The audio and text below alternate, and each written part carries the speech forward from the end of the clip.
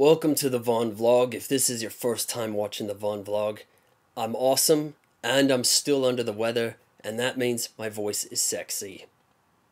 I've been thinking about what is the next installment of this little series going to be like.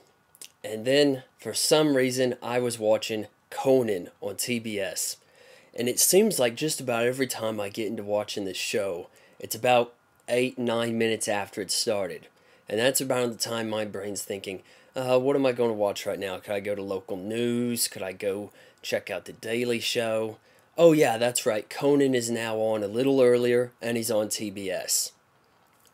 Well, it turns out that I have a website that about 3 people have ever been to. It's called Vaughn on Movies, and a while back, I wrote up a little bit of a review/guide for Conan O'Brien on how he can take his new show and make it good.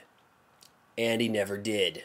Conan's strength is in being a man of the people. He has to be out on the streets. They call these segments Man on the Street. So it's simple. All of his best bits of previous years have been from Conan going around Hollywood, New York, wherever, and bothering people. Some of the best ones I can think of off the top of my head, it's when he was playing the turn of the century baseball. That's a classic. Picking apples with Mr. T. And even from his Tonight Show stint when he was doing anime voiceover. What have they done with him at TBS? Well, instead of putting him on the street, they put him behind the desk, and they ramped it up with some horrible sketches. These are sketches that introduce basically one-act characters that you're never going to see again.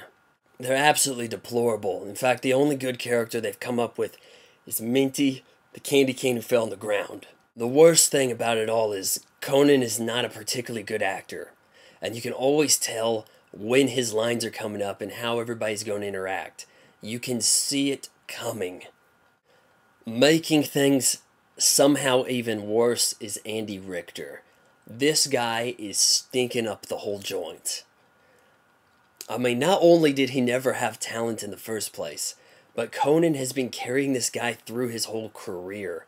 When he left Late Night with Conan O'Brien, guess what? That's when the show got good. I know because I've been watching Conan very steadily since 1995. Andy goes out, Joel gets a bigger role, Max gets a bigger role, everything's going good. Then, I'm even actually a fan of what they were doing with The Tonight Show. There was not a lot to complain about, really. He had good production value. He was getting out on the streets where it should be.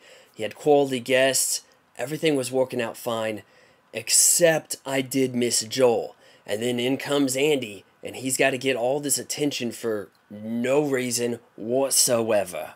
I mean, now this guy, he's not only just the announcer, he's the sidekick, which means he's going to be butting in on the guests where he doesn't need to be.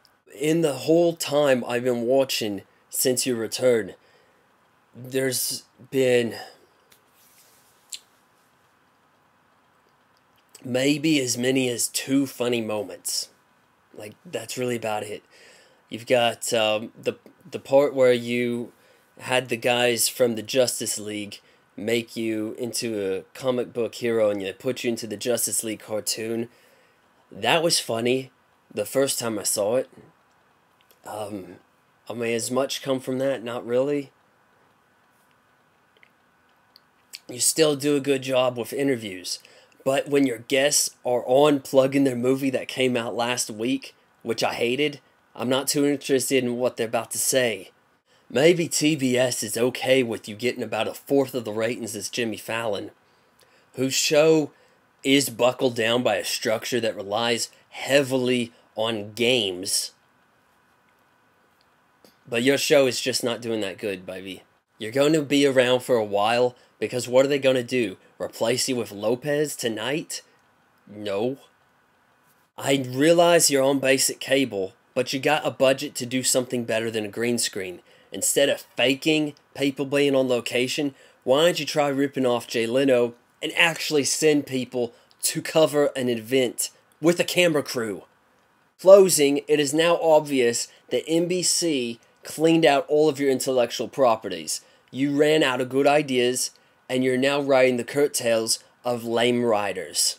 You know what? In fact, you're going to have to actually fire half of your staff, including Andy Richter, and hire me in order to get me to watch a show ever again. Peace.